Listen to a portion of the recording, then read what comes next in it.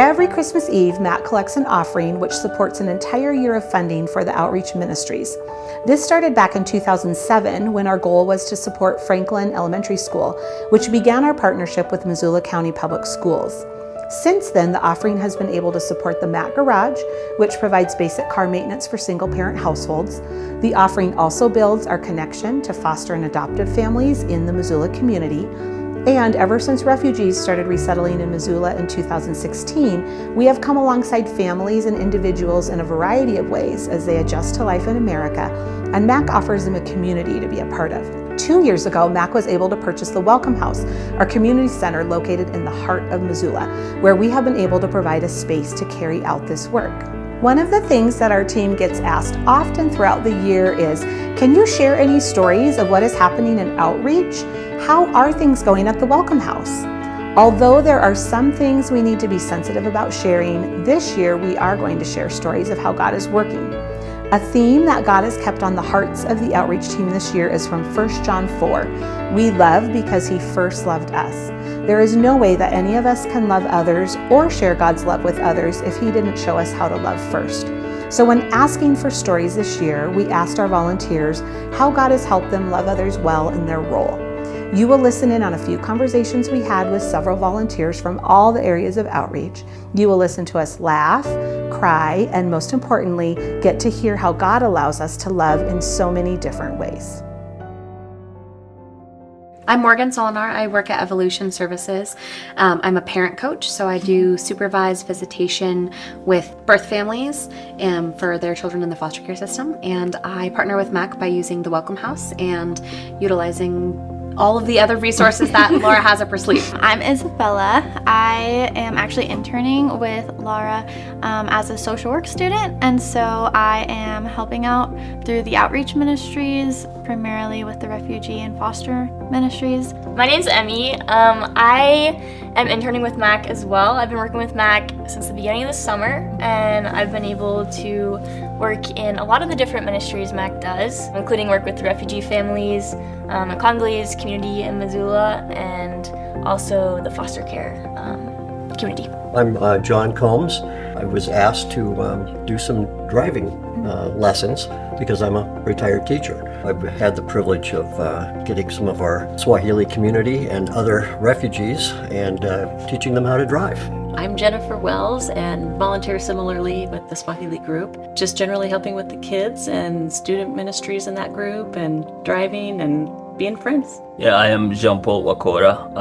I do translate from English to Swahili during services. My name's Darcy Nixon, and I've been a foster parent since 2013. We've been involved in the foster and adoptive ministry at MAC because we were initially being supported as a family by the ministry, and now have gotten involved and become close with some of the families that attend the dinners, and so we've now been able to kind of transition into a role of helping support them. My name is Leah Risson, and I work with Mac Garage.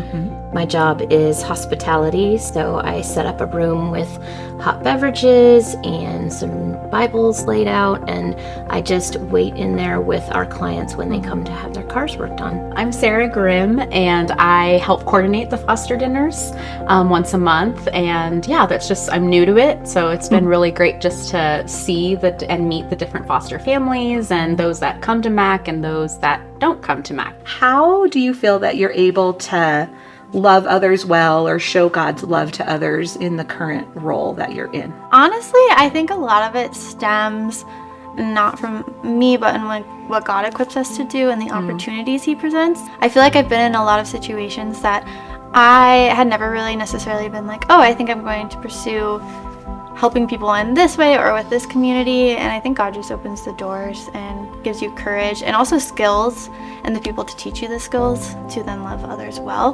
We were not initially fully prepared for all of the challenges that we would face as foster parents or loving kiddos from difficult places, and we were surrounded by people that understood what that looked like and what that felt like at these dinners, and so now it reminds me of the way God loves me when it's messy and uncomfortable, and I have to come to him seeking forgiveness for the same thing over and over again. But he comes ready and willing to forgive you and give grace abundantly. And so for us, it's been an opportunity to feel that love from other people, and also now to be able to show that love to them too. Most of the dinners I'm with the kids, and so I don't get to interact as much with the families, but one foster night we were all together. It was the one where we had stylists come in and cut the kids originally their hair, but I got to sit with a grandmother during dinner time and just hear her story. And she was just so willing to share how many kids she had fostered, where they were at, how they were doing, how she was doing. I think it just reminded me that a lot of times people just want to be listened to, and they just want to share their story with somebody. I don't get to see the women but every 3 to 4 months when they come in for an oil change, but I've slowly been getting to know some of them. A woman came in and she had been deeply hurt by a church in her youth and church people, and coming to Mac to have her oil changed was the first time she had been in a church in 30 plus years. And I got to hear some of her story, really difficult things that she had been through, and she asked me for a Bible, and she immediately opened it up and turned to the Psalms that she remembered from her early childhood. And she started reading them out loud, and I was just like, oh, may God bless her with his words as she goes out the door. So I have this little kiddo, I think he's 6, and he was doing visits with his mom.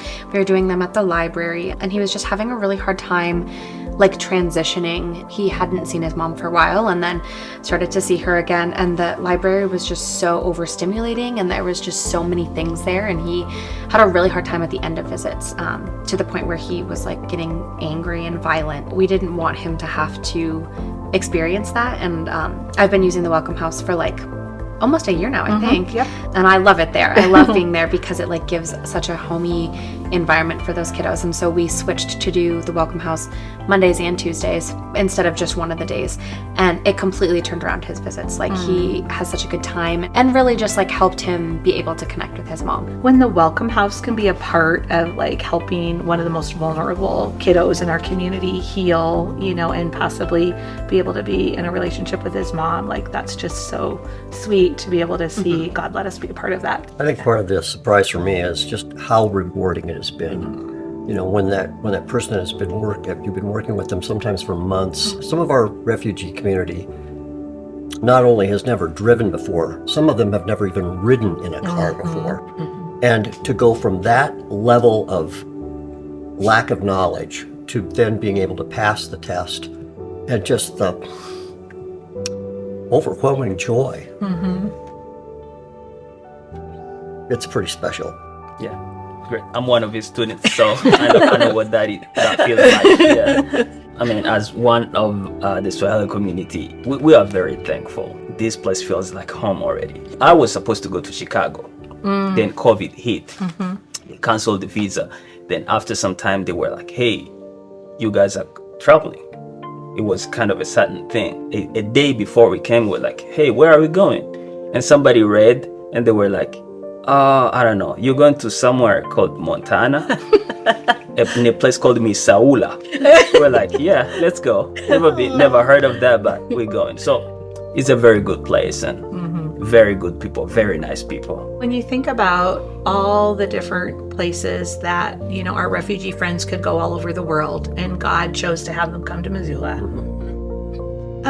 it's just a really beautiful thing to think God orchestrated these friendships, One of our friends that is in the part of the Swahili community is an older lady, and we were just trying to have a conversation, really, and get to know each other a little bit more. As we were figuring out each other's languages and how to communicate, really, both discovered that we have a loved one in the family that's ill, that needs prayer, and we both realized that we both fast on Fridays for that person.